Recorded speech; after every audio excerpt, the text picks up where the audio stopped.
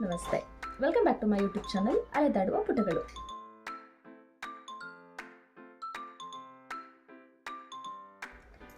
ನಾನಿವತ್ತು ಒಂದು ಪುಸ್ತಕ ಪರಿಚಯ ಮಾಡಿಕೊಡೋಣ ಅಂತ ಈ ವಿಡಿಯೋ ಮಾಡ್ತಾ ಇದ್ದೀನಿ. ತುಂಬ ದಿನ ಆಗೋಗಿತ್ತು ನಾನು ವಿಡಿಯೋ ಮಾಡಿ, ಇತ್ತೀಚೆಗೆ ಟೈಮೇ ಸಿಗ್ತಾ ಇರಲಿಲ್ಲ. ಪುಸ್ತಕಗಳು ಓದ್ತಾ ಇದ್ದೀನಿ, ಅದನ್ನು ನಿಲ್ಲಿಸಿಲ್ಲ. ಬಟ್ ವಿಡಿಯೋ ಮಾಡಲಿಕ್ಕೆ, ರಿವ್ಯೂ ಹಾಕೋಕ್ಕೆ ತುಂಬಾ ಟೈಮ್ ಹಿಡಿಯೋ ಕಾರಣ ಅದನ್ನು ನನ್ನ ಕೈಲಿ ಆಗ್ತಾ ಇಲ್ಲ. ನಾನಿವತ್ತು ಪರಿಚಯ ಮಾಡಿಕೊಡ್ಬೇಕು ಅಂತ ಇರೋ ಪುಸ್ತಕ ಯಾದ್ ವಾಶಂ. ನೇಮಿಚಂದ್ರ ಅವರ ಪುಸ್ತಕ ಇದು, ಯಾದ್ ವಾಶಂ. ನಾನು ಯಾಕೆ ಓದಲಿಕ್ಕೆ ಇಷ್ಟು ತಡ ಮಾಡಿದೆ ಅಂತ ರಿಗ್ರೆಟ್ ಮಾಡ್ತಾ ಇರೋ ಪುಸ್ತಕ ಇದು. ಇದರ ಬೆಲೆ ಬಂದು 290 ರೂಪಾಯಿ.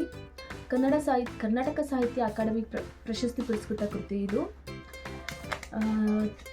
ಏನು ಹೇಳ್ಬೋದು ಈ ಪುಸ್ತಕದ ಬಗ್ಗೆ ಸ್ಟಾರ್ಟಿಂಗ್ ಅಂತ ನಾನೇ ಯೋಚನೆ ಮಾಡೋವಂಥ ಪುಸ್ತಕ ಇದು. ಓದಿಟ್ಟ ಮೇಲೆ ನಿಜವಾಗ್ಲೂ ನಾವು ಕರ್ನಾಟಕದಲ್ಲಿ, ಇಂಡಿಯಾದಲ್ಲಿ ಹುಟ್ಟಲಿಕ್ಕೆ ಪುಣ್ಯ ಮಾಡಿದ್ದೀವಿ ಅಂತ ಅನಿಸ್ಬಿಡ್ತು ನನಗೆ ಈ ಪುಸ್ತಕ ಓದಿದ ಮೇಲೆ. ನಾವೇನು ಸಣ್ಣ ತೊಡಕಿಗೂ ಕೆಲವೊಂದ್ಸರಿ ನಮ್ಮ ದೇಶನ, ನಮ್ಮ ರಾಜ್ಯನ ಬೈಕೊಂಡು ಓಡಾಡ್ತಿರ್ತೀವಿ. ಆದರೆ ನಿಜಕ್ಕೂ ಬೇರೆ ದೇಶದವರು ಅನುಭವಿಸ್ತಿರೋ ಕಷ್ಟ, ನೋವು ಅದೆಲ್ಲ ನೋಡಿದಾಗ ನಾವು ತುಂಬ ನೆಮ್ಮದಿಯಾಗಿದ್ದೀವಿ ಅಂತ ಫೀಲ್ ಆಗುತ್ತೆ. ಅದೇ ಥರ ಫೀಲ್ ಕೊಟ್ಟಿದ್ದು ನನಗೆ ಈ ಪುಸ್ತಕ. ಇದನ್ನು ನೀವು ತೊಗೊಳ್ಬೇಕು ಅಂತ ಹೇಳಿದ್ರೆ ವೀರಲೋಕ ಪುಸ್ತಕದಲ್ಲಿ ತೊಗೊಳ್ಬೋದು, ಹರಿವು ಬುಕ್ಸಲ್ಲಿ ತೊಗೊಳ್ಬೋದು, ಇನ್ನು ಎಲ್ಲ ಅಂಗಡಿಗಳಲ್ಲೂ ನಿಮಗೆ ಸಿಗುತ್ತೆ. ಇನ್ನು ಶಿವಮೊಗ್ಗದವರಾದರೆ ಪ್ರಜ್ಞಾ ಬುಕ್ ಹೌಸ್ ಗ್ಯಾಲರಿ, ದಯಾನ ಬುಕ್ ಹೌಸಲ್ಲಿ ಈ ಪುಸ್ತಕನ ತೊಗೊಳ್ಬೋದು. ನಾನು ನೇಮಿಚಂದ್ರ ಅವರ ಕಥಾ ಸಂಕಲನಗಳನ್ನ ಓದಿದ್ದೆ. ಬದುಕು ಬದಲಿಸಬಹುದು ಅದನ್ನು ಓದಿದ್ದೆ, ಮತ್ತು ಅವ್ರದ್ದು ಪೆರುವಿನ ಪವಿತ್ರ ಕಣಿವೆಯಲ್ಲಿ ಪ್ರವಾಸ ಕಥನ ಇದೆಯಲ್ವ ಅದನ್ನು ಓದಿದ್ದೆ. ಅವರ ಒಂದು ಸುದೀರ್ಘ ಕಾದಂಬರಿ ನಾನು ಇದನ್ನೇ ಓದಿದ್ದು, ಯಾದ್ ವಾಶಂ. ಇದು ಮೀನಿಂಗ್ ಸ್ವಲ್ಪ ವಿಚಿತ್ರವಾಗಿದೆ ಅಂತ ಅನ್ನಿಸ್ಬೋದು, ಬಟ್ ಇದೊಂದು ಸ್ಥಳದ ಹೆಸರು ಯಾದ್ ವಾಶಂ. ಕೊನೆಗೆ ನೀರು ತರಿಸ್ಬಿಡುತ್ತೆ ಕಣ್ಣೀರಲ್ಲಿ ಅಂಥ ಪುಸ್ತಕ ಇದು. ಏನಂತ ಒಂದಿನ ಅಚಾನಕ್ಕಾಗಿ ಏನಾಯ್ತು ಅಂತ ಹೇಳಿದ್ರೆ, ನಂದು ಫಿಸಿಕ್ಸ್ ಸಬ್ಜೆಕ್ಟ್ ನಾನು ಮಕ್ಕಳಿಗೆ ಟೀಚ್ ಮಾಡೋದು. ಬಟ್ ಒಬ್ಬರು ಟೀಚರ್ ಆಬ್ಸೆಂಟ್ ಇದ್ದು, ಅವರು ನೋಟ್ಸ್ ಕೊಡಿ, ಸೋಷಿಯಲ್ ಹಿಸ್ಟ್ರಿ ಅಂತ ಹೇಳಿದ್ರು ಅಂದ್ಬಿಟ್ಟು ನಾನು 9th ಮಕ್ಕಳಿಗೆ ಒಂದಿನ ಹಿಸ್ಟ್ರಿ ನೋಟ್ಸ್ ಕೊಡ್ತಾ ಇದ್ದೆ. ಅಲ್ಲಿ ಯಾಜಿ ಮತ್ತು ಹಿಟ್ಲರ್ ಬಗ್ಗೆ ನಾನು ನೋಟ್ಸ್ ಕೊಡ್ತಾ ಇದ್ದಿದ್ದು, ಯಾಜಿ ಮತ್ತು ಹಿಟ್ಲರ್ ಬಗ್ಗೆ. ನಮ್ಮದು 10th ಅಷ್ಟು ನಾವು ಹಿಸ್ಟ್ರಿ ಓದಿರೋದ್ರಿಂದ ಆಗಿನ ಹಿಸ್ಟ್ರಿ ನಂಗೆ ತುಂಬ ನೆನಪಿಲ್ಲ ಅಂತಲೇ ಹೇಳ್ಬೋದು ನಿಜವಾಗ್ಲೂ. ಇವ್ರಿಗೆ ನೋಟ್ಸ್ ಕೊಡಬೇಕಾದ್ರೆ ಹಿಟ್ಲರ್ ಬಗ್ಗೆ ಓದುವಾಗ ಯಾಜಿ ಅವ್ನು ಕಟ್ಟಿದ್ದ ಇದೆಲ್ಲ ಗೊತ್ತಾಯಿತು. ಯಾಜಿ ಸಾಮ್ರಾಜ್ಯ, ಆ ಸೇನೆ, ಯಾಜಿ ಸೇನೆ ಬಗ್ಗೆ ಎಲ್ಲ ಗೊತ್ತಾಗಿತ್ತು. ಏನೋ ಕಾಕತಾಳೀಯ ಅಂತಾರಲ್ಲ, ಹಾಗೆ ನಾನು ಅವತ್ತು ರಾತ್ರಿ ಮನೆಗೆ ಬಂದಾಗ ಹಿಡಿದಿದ್ದು ಇದೇ ಪುಸ್ತಕ ಯಾದ್ ವಾಶಂ. ನಂಗೆ ಅಲ್ಲಿವರೆಗೂ ಗೊತ್ತಿರಲಿಲ್ಲ ಈ ಪುಸ್ತಕ ಕಂಪ್ಲೀಟ್ ಮಾಡುವವರೆಗೂ. ಇದಕ್ಕೂ ನಾನು ಬೆಳಗ್ಗೆ ಅವ್ರಿಗೆ ಮಕ್ಕಳಿಗೆ ಏನು ನೋಟ್ಸ್ ಕೊಟ್ಟಿದ್ದೆ ಅದಕ್ಕೂ ಇದಕ್ಕೂ ರಿಲೇಟೆಡ್ ಇದೆ ಅನ್ನೋದು ನನಗೆ ನಿಜವಾಗ್ಲೂ ಗೊತ್ತಿರಲಿಲ್ಲ. ಕಾಕತಾಳೀಯ ಅಂತಾರಲ್ಲ ಹಾಗೆ. ನಂಗೆ ಅಲ್ಲಿ ಓದಿದ್ಮೇಲೆ ಹಿಟ್ಲರ್ ಬಗ್ಗೆ ಓದಬೇಕು, ಅದು ಯಾಜಿ ಸೈನ್ಯದ ಬಗ್ಗೆ ತಿಳ್ಕೊಳ್ಬೇಕು ಅನ್ನೋ ಒಂದು ಕುತೂಹಲ ಹುಟ್ಟಿತ್ತು. ನೋಡೋಣ ಯಾವ್ದಾದ್ರು ಪುಸ್ತಕ ಇದೆಯಾ ಸರ್ಚ್ ಮಾಡೋಣ ಅಂದ್ಕೊಂಡೆ ಮನೆಗೆ ಬಂದಿದ್ದೆ. ಅವತ್ತು ಅಚಾನಕ್ಕಾಗಿ ಪುಸ್ತಕ ತೆಗೆದು ಓದ್ತಾ ಶುರು ಮಾಡಿದಾಗ ಯಹೂದಿಗಳ ಬಗ್ಗೆ ಇದು ಬರ್ತಿರೋದು ಅಂತ ಗೊತ್ತಾಯಿತು. ಯಹೂದಿಗಳ ಬಗ್ಗೆ ಅದನ್ನು ಕಾನ್ಸೆಪ್ಟ್ನ ತಲೆಯಿಟ್ಕೊಂಡು ಬರ್ದಿರೋ ಒಂದು ಕಾದಂಬರಿ ಅಂತ ಗೊತ್ತಾಯಿತು. ಹಾಗೆ ನಾನು ಓದ್ತಾ ಎಷ್ಟು ರಿಲೇಟೆಡ್ ಆಗಿದೆ ಅಂದರೆ, ನಾನು ಬೆಳಗ್ಗೆ ಅಲ್ಲಿ ತಿಳ್ಕೊಂಡಿದ್ದಕ್ಕೂ ಈ ಪುಸ್ತಕಕ್ಕೂ ತುಂಬಾ ರಿಲೇಟೆಡ್ ಅನ್ನಿಸ್ತು. ಏನೋ ಒಂದು ಅಚಾನಕ್ಕಾಗಿ ಇವೆಲ್ಲ ಕ್ರಿಯೇಟ್ ಆಗ್ತಿರ್ತಾವಲ್ವ ಹಾಗೆ. ಇನ್ನೂ ಒಂದು ಶಾಕಿಂಗ್ ನ್ಯೂಸ್ ಏನಂದರೆ, ಇದಾದಮೇಲೆ ನಾನು ಮೊದಲೇ ಯಾವ ಪುಸ್ತಕ ಓದಬೇಕಂತ ಒಂದು ಸ್ವಲ್ಪ ಲೀಸ್ಟ್ ಮಾಡಿ ಇಟ್ಕೊತೀನಿ. ಇದಾದಮೇಲೆ ನಕ್ಷತ್ರಗಳ ಸುಟ್ಟ ನಾಡಿನಲ್ಲಿ ಅಂತ ಭಾರತಿ ಬೀದಿ ಅವ್ರದ್ದು ಪುಸ್ತಕ ಓದಬೇಕಂತ ಇಟ್ಕೊಂಡಿದ್ದೆ. ನೋಡಿದ್ರೆ ಅದು ಕೂಡ ಇದ್ರ ರಿಲೇಟೆಡ್. ಯಾಕೆ ಒಂದರಿಂದ ಅದ್ರ ಬಗ್ಗೆನೇ ಓದ್ತಾ ಇದ್ದೀನಿ. ಅದು ಪೋಲ್ಯಾಂಡು, ಇದು ಕೂಡ ಯಹೂದಿಗಳದ್ದು ಜೀವನದ ಬಗ್ಗೆ ಇರೋವಂಥ ಪುಸ್ತಕ. ಈ ಪುಸ್ತಕ ಸ್ಟಾರ್ಟ್ ಆಗೋದು ಭಾರತದಲ್ಲಿ, ನಮ್ಮ ಬೆಂಗಳೂರಲ್ಲಿ ಸ್ಟಾರ್ಟ್ ಆಗೋದು. ಅನಿತಾ ಅನ್ನೋ ಒಂದು ಹೌಸ್ ವೈಫ್ ಕತೆ ಶುರುವಾಗುತ್ತೆ. ಅವಳ ಗಂಡನ ಕಥೆಯಿಂದ ಶುರುವಾಗುತ್ತೆ ನಾರ್ಮಲ್ ಆಗಿ. ಬಟ್ ಏನಂತ ಹೇಳಿದ್ರೆ, ಅನಿತಾ ಒಬ್ಳು ಯಹೂದಿ. ಹಿಟ್ಲರ್ನ ದೌರ್ಜನ್ಯದಿಂದ ತಪ್ಪಿಸ್ಕೊಂಡು ಬಂದೊಂದು ಫ್ಯಾಮಿಲಿ ಚಿಲ್ಲಾಪಿಲ್ಲಿಯಾಗಿ ಛಿದ್ರ ಆಗುತ್ತೆ. ತಂದೆ ಮಗಳು ಮಾತ್ರ ಅಲ್ಲಿಂದ ತಪ್ಪಿಸ್ಕೊಂಡು ಇಂಡಿಯಾಗೆ ಸೇಫಾಗಿ ಬಂದು ಸೇರ್ಕೊಳ್ತಾರೆ. ಅವಾಗಿನೂ ಅವ್ರಿಗೆ ಇರುತ್ತೆ, ಆಸೆ ಇರುತ್ತೆ, ನಾವು ನಮ್ಮ ಕುಟುಂಬಕ್ಕೆ ಹೋಗಿ ಸೇರ್ಕೊಳ್ತೀವಿ ಅನ್ನೋ ಆಸೆಯಲ್ಲೇ ಅವ್ರು ಇಲ್ಲಿ ಕಾಲ ಹಾಕ್ತಾ ಇರ್ತಾರೆ. ತಂದೆಗೆ IAS ಇಲ್ಲಿ ಕೆಲಸ ಆಗುತ್ತೆ, ಇಂಡಿಯನ್ ಇನ್ಸ್ಟಿಟ್ಯೂಟ್ ಆಫ್ ಸೈನ್ಸ್ ಇಲ್ಲಿ ಕೆಲಸ ಆಗುತ್ತೆ.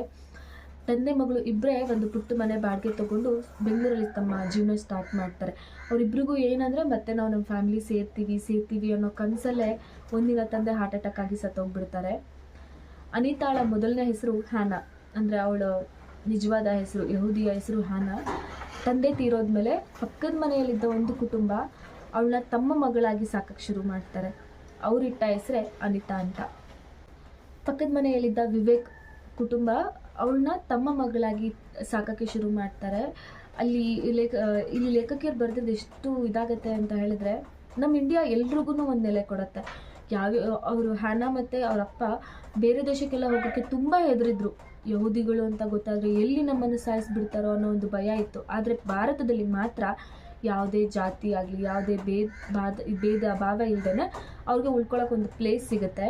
ಅವರು ಇಲ್ಲಿ ಯಹೂದಿಗಳು ಅಂತ ಹೇಳಿದ್ರೂ ಅವ್ರ ಮೇಲೆ ಯಾರೂ ಹಲ್ಲೆ ಮಾಡಲ್ಲ, ನೆಮ್ಮದಿಯಾಗಿ ಬದುಕಲಿಕ್ಕೆ ಒಂದು ಪ್ಲೇಸ್ ಕೊಡ್ತಾರೆ. ಹೀಗೆ ಹ್ಯಾನಾ ಬೆಳೆದು ದೊಡ್ಡವಳಾಗ್ತಾಳೆ. ನೆಕ್ಸ್ಟು ಅದೇ ಮನೆಯ ವಿಶ್ವ ಅವಳನ್ನ ಪ್ರೀತಿಸ್ತಾ ಇರ್ತಾನೆ. ಸೊ ಅವರಿಬ್ರಿಗೂ ಮದುವೆ ಮಾಡ್ತಾರೆ. ಅಲ್ಲಿವರೆಗೂ ಅವ್ರ ಮನೆಯವ್ರಿಗೆ ಗೊತ್ತೇ ಆಗಲ್ಲ, ಅವಳೊಳಗೊಂದು ಪುಟ್ಟ ಜೀವ ತನ್ನವ್ರನ್ನ ಸೇರೋದಕ್ಕೋಸ್ಕರ ಪರಿತಪಿಸ್ತಾ ಇರುತ್ತೆ, ತುಡಿತಾ ಇರುತ್ತೆ. ಮೇಲ್ನೋಟಕ್ಕೆ ಅವಳು ಇಂಡಿಯನ್ ಆಗಿನೇ ಬದುಕ್ತಿರ್ತಾಳೆ, ಇಲ್ಲಿ ಜನಕ್ಕೆ ಹೊಂದ್ಕೊಂಡಿರ್ತಾಳೆ, ಮನೆ ಸಂಪ್ರದಾಯಗಳಿಗೆ ಹೊಂದ್ಕೊಂಡಿರ್ತಾಳೆ ಅಂತ ಅನ್ಸಿದ್ರು ಅವಳಲ್ಲೂ ಒಂದು ಪುಟ್ಟ ಜೀವ ತನ್ನವ್ರನ್ನ ಕಾಣಬೇಕು, ತನ್ನವ್ರನ್ನ ನೋಡಬೇಕು, ಸೇರಬೇಕು, ಎಲ್ಲಿದ್ದಾರೆ ಅಂತ ತಿಳ್ಕೊಳ್ಬೇಕು ಅಂತ ಯಾವಾಗಲೂ ತುಡಿತಿರುತ್ತೆ. ಮದುವೆ ಆಗತ್ತೆ, ಮಗು ಆಗತ್ತೆ, ಮಗ ಬೆಳೆದು ದೊಡ್ಡವನಾಗ್ತಾನೆ. ಮಗನ ಮದುವೆ ವಯಸ್ಸು ಬಂದಾಗ ಗಂಡಂಗೆ ಗೊತ್ತಾಗುತ್ತೆ ತನ್ನ ಹೆಂಡತಿಯಲ್ಲೂ ಒಂದು ತುಡಿತ ಸ್ಟಾರ್ಟ್ ಆಗಿದೆ, ಅವಳಲ್ಲಿ ಏನೋ ಕೊರಗಿದೆ ಅಂತ. ಆಗ ಅವನು ಡಿಸೈಡ್ ಮಾಡ್ತಾನೆ, ನಾನು ಕರ್ಕೊಂಡು ಹೋಗ್ತೀನಿ ನಿನ್ನ ದೇಶಕ್ಕೆ, ನಿನ್ನ ನೆಲಕ್ಕೆ ನಾನು ಕರ್ಕೊಂಡು ಹೋಗ್ತೀನಿ, ನಿನ್ನವ್ರು ಇದ್ದಾರಾ ಇಲ್ವಾ ಅಂತ ನಾನು ಹುಡುಕಿಸ್ತೀನಿ ಅಂತ ಹೇಳಿ ಮಾತು ಕೊಡ್ತಾನೆ. ಆ ಮಾತಿಗೆ ತಕ್ಕನಾಗಿ ಮಗ ಕೂಡ ಅಪ್ಪ ಅಮ್ಮ ಇಷ್ಟು ವರ್ಷ ನನಗೋಸ್ಕರ ಬದುಕಿದ್ದಾರೆ, ನನಗೋಸ್ಕರ ದುಡ್ದಿದ್ದಾರೆ, ಈಗ ಅವ್ರನ್ನ ವಿಶ್ವ ಸುತ್ತಕ್ಕೆ ಬಿಡೋಣ ಅಂತ ಹೇಳ್ಬಿಟ್ಟು ಅವನು ಕೂಡ ಅರೇಂಜ್ ಮಾಡ್ತಿರ್ತಾನೆ. ಆದರೆ ಈ ದಂಪತಿಗಳು ದೇಶ ಸುತ್ತಕ್ಕೆ ಹೋಗ್ತಿರಲ್ಲ, ಎಲ್ಲ ಕಡೆ ಯಹೂದಿಗಳು ಎಲ್ಲೆಲ್ಲಿದ್ದಾರೆ ಅನ್ನೋ ಒಂದು ಕಾಂಟ್ಯಾಕ್ಟ್ನ ಹುಡ್ಕೊಂಡು ತನ್ನವ್ರು ಯಾರಾದರೂ ಇದ್ದಾರಾ ಅಂತ ಹುಡ್ಕೊಂಡು ಹೋಗ್ತಾ ಇರ್ತಾರೆ. ಮಗಂಗೆ ಗೊತ್ತಿರಲ್ಲ, ಮಗ ಏನು ಅಂದ್ಕೊಂಡಿರ್ತಾನೆ, ಅಪ್ಪ ಅಮ್ಮ ದೇಶ ಸುತ್ತಕ್ಕೆ ಹೋಗ್ತಿರ್ತಾರೆ ಅಂತ ಅವನು ಅಂದ್ಕೊಂಡಿರ್ತಾನೆ. ಆದರೆ ತಂದೆ ತಾಯಿ ಗಂಡ ಹೆಂಡತಿ ತನ್ನ ಹೆಂಡತಿ ಮೂಲ ಹುಡುಕ್ಬೇಕು, ಅವಳಿಗೊಂದು ಸಮಾಧಾನ ಸಿಗಬೇಕು ಅಂತ ಹೇಳಿ ಹೆಂಡತಿನ ಕರ್ಕೊಂಡು ವಿಶ್ವ ತಿರುಗ್ತಾ ಇರ್ತಾನೆ. ವಿವೇಕ್. ಹೀಗೆ ಒಂದೊಂದು ಪ್ಲೇಸಿಗೆ ಬರ್ತಾರೆ. ನಾಜಿ ಕ್ಯಾಂಪ್ ಎಲ್ಲೆಲ್ಲಿದೆ ಅಂತ ಹುಡುಕಿ ಅಲ್ಲಲ್ಲಿ ಹೋಗ್ತಿರ್ತಾರೆ. ಡಕಾವ್ ಅನ್ನೋದು ಒಂದು ನಾಜಿ ಕ್ಯಾಂಪ್, ತುಂಬ ಭಯಂಕರ ಕೆಟ್ಟ ಕೂಪದ ಕ್ಯಾಂಪ್ ಅಂತಲೇ ಅದನ್ನು ಹೇಳ್ತಿರ್ತಾರೆ. ಅಲ್ಲಿಗೆ ಹ್ಯಾನಾ ಇದ್ದಾಳಲ್ಲ, ಅವಳ ತಾಯಿ, ತಮ್ಮ ಮತ್ತು ಅಕ್ಕನ್ನ ಸಾಕ್ಸಿರ್ತಾರೆ. ಅಲ್ಲಿಗೆ ಅವ್ರನ್ನ ಕರ್ಕೊಂಡು ಹೋಗಿರ್ತಾರೆ ಅನ್ನೋ ಒಂದು ಸುದ್ದಿ ಬರುತ್ತೆ. ಆ ಕ್ಯಾಂಪಿಗೆ ಹೋದಾಗ ಅಲ್ಲಿರೋ ಎಷ್ಟೋ ಕಣ್ಣೀರು ಕಥೆಗಳನ್ನ ಹ್ಯಾನಾಗೆ ತಿಳಿತವೆ. ಒಂದು ಮ್ಯೂಸಿಯಮ್ಗೆ ಹೋಗ್ತಾಳೆ. ಆ ಮ್ಯೂಸಿಯಮಲ್ಲಿ ಅಕ್ಕನ ಚಪ್ಪಲಿ ನೋಡ್ತಾಳೆ ಅವಳು. ಎಷ್ಟೋ ವರ್ಷಗಳ ಹಿಂದಿನ ಬರ್ತ್ಡೇಗೆ ಅಂತ ಅವ್ರ ಅಪ್ಪ ಕೊಡಿಸಿದ ಚಪ್ಪಲಿ. ಅದು ಸತ್ತವರ ಚಪ್ಪಲಿ ಅಂತ ಯಾರೋ ಕೊಟ್ಟಿದ್ದ ಮಾಹಿತಿಯಿಂದ, ಇಲ್ಲ ನನ್ನ ಅಕ್ಕ ಇನ್ನು ಸಿಗೋದಿಲ್ಲ ಅನ್ನೋ ಹತಾಶೆಯಲ್ಲೇ ತುಂಬ ಬೇಜಾರಾಗ್ಬಿಟ್ಟಿರ್ತಾಳೆ. ಅಲ್ಲಿಂದನೇ ವಾಪಸ್ ಬರ್ತಾಳೆ. ಆದರೆ ಅಚಾನಕ್ಕಾಗಿ ಅವ್ರ ಅಕ್ಕ ಬದುಕಿರೋ ವಿಷಯ ಗೊತ್ತಾಗತ್ತೆ. ಫೋನ್ ನಂಬರ್ಸ್ ತೊಗೊಳ್ತಾರೆ, ಡೈರಿ ಹುಡುಕ್ತಾರೆ, ಯಾರ್ಯಾರು ಯಹೂದಿಗಳಿದ್ದಾರೋ ಅವರೆಲ್ರಿಗೂ ಫೋನ್ ಮಾಡ್ತಾರೆ. ಅಲ್ಲಿ ಅಚಾನಕ್ಕಾಗಿ ಅವಳಿಗೆ ಅವ್ರ ಅಕ್ಕ ಸಿಗ್ತಾಳೆ. ಅಲ್ಲಿಂದ ಅವ್ರ ಅಕ್ಕ ಹೇಳೋ ಕತೆ ನಮಗೇನೆ ಓದ್ಬೇಕಾದ್ರೆ ನಮಗೇನೆ ಕಣ್ಣಲ್ಲಿ ನೀರು ತರಿಸುತ್ತೆ, ಒಂಥರ ಭಯ ಬೀಳಿಸುತ್ತೆ. ಎಷ್ಟು ಇದನ್ಸುತ್ತೆ ಅಂದರೆ, ದೇವರೇ ನಮ್ಮನ್ನು ತುಂಬ ಪುಣ್ಯದ ಪ್ಲೇಸಲ್ಲಿ ಹುಡ್ಸಿದ್ಯಾ, ತುಂಬ ಪುಣ್ಯದ ಸ್ಥಳದಲ್ಲಿ ನಾವಿದ್ದೀವಿ ಅನ್ನೋ ಒಂದು ಕೃತಜ್ಞತೆ ನಮಗೆ ತಾನೇ ಬಂದುಬಿಡುತ್ತೆ. ಆ ಡಕಾವ್ ಅನ್ನೋ ಪ್ಲೇಸಲ್ಲಿ, ಆ ಯಾಜಿ ಕ್ಯಾಂಪಲ್ಲಿ ನಡೀತಿದ್ದ ದೌರ್ಜನ್ಯ, ಅತ್ಯಾಚಾರ ಅದೆಲ್ಲ ನೋಡಿದಾಗ ಸಿಕ್ಕಾಪಟ್ಟೆನೇ ಬೇಜಾರಾಗುತ್ತೆ. ಡಕಾವ್ಗೆ ಹ್ಯಾನಾಳ ಅಕ್ಕ ಮತ್ತು ತಾಯಿನ, ತಮ್ಮನ್ನ ಡಕಾವ್ ಕ್ಯಾಂಪ್ಗೆ, ನಾಜಿ ಕ್ಯಾಂಪ್ಗೆ ಕಳಿಸಿರ್ತಾರೆ. ಅಲ್ಲಿ ಏನಂತ ಹೇಳಿದ್ರೆ, ಬಲಿಷ್ಠವಾಗಿರೋ ಕೆಲಸಕ್ಕೆ ತಾಕತ್ತಿರೋರನ್ನ ಮಾತ್ರ ಉಳಿಸ್ಕೊಂಡು ಬೇರೆಯವ್ರನ್ನ ಕರೆಂಟ್ ಒಲೆಗೆ ಕೊಡ್ತಾ ಇರ್ತಾರೆ, ಅಂದರೆ ಜೀವಂತವಾಗಿ ಸುಡ್ತಾ ಇರ್ತಾರೆ. ಅದನ್ನು ನೆನೆಸ್ಕೊಂಡ್ರೆ ನಮಗೆಲ್ಲ ಹಿಂಗಾಗತ್ತೆ. ಇನ್ನು ಅನುಭವಿಸಿರೋರು ಹೇಗೆಲ್ಲ ನೋವು ಅನುಭವಿಸಿರ್ಬೋದು ಅಂತ ಈ ಪುಸ್ತಕ ಓದಿದಾಗ ಒಂಥರ ಅಳುನೇ ಬಂದುಬಿಡುತ್ತೆ. ನೆಕ್ಸ್ಟ್ ತಾಯಿನ ಮತ್ತು ತಮ್ಮನ್ನ ಅಲ್ಲಿ ಅವರಿಬ್ಬರು ಕೆಲಸ ಮಾಡೋಕ್ಕಾಗಲ್ಲ, ನಿಶಕ್ತಿ ಇರೋರು ಅಂತ ಹೇಳಿ ಆ ನಾಜಿ ಕ್ಯಾಂಪಲ್ಲಿ ಅವ್ರನ್ನ ಕರೆಂಟ್ ಒಲೆಗೆ ಕೊಟ್ಟು ಸುಟ್ಟಾಕಿರ್ತಾರೆ.